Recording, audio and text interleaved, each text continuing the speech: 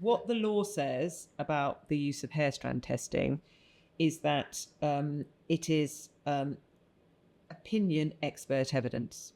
And what the law makes clear is that the science underpinning hair strand testing is sound, but the interpretation and the analysis of what any drugs found in the hair means is a matter of expert opinion evidence.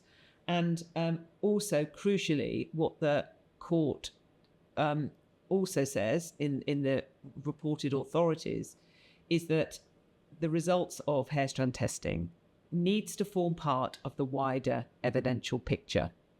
And the results of these tests must not be elevated to pseudo-certainty.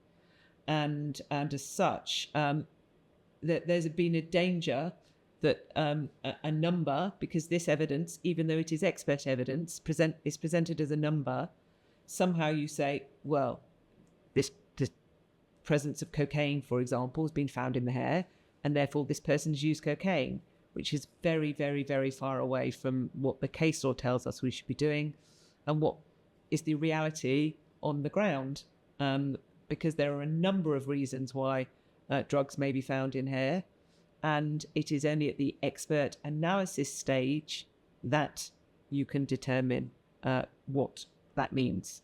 There was one case, Re-H, which was particularly interesting because the court heard evidence from a number of different experts in this field, and none of the experts could agree. And the only thing they could agree on, the only area of consensus, was that this type of evidence cannot be used in isolation. It must form part of the wider evidential picture when deciding what this evidence means. And there are two ways that you can look at it in the broader evidential picture. One is by the court hearing evidence from everyone, from the parent, from the tester, putting questions about, what contaminants might be relevant, might be present, other factors that could affect the results. So you could do that in the court process and hear evidence from the donor, the parent that's provided the drug.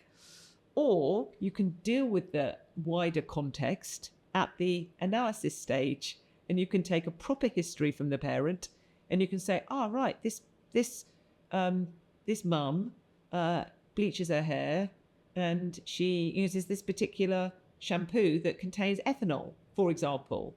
And then you can have a proper expert report that looks at the context, because you've spoken to the parent and you've taken that history, which then avoids the need to do it in a fully contested hearing when you're hearing from lots of different experts. So what is key is that this is expert evidence, that it needs to be looked at in the broader context, and the challenge for the courts is at what stage do you factor in the broader context?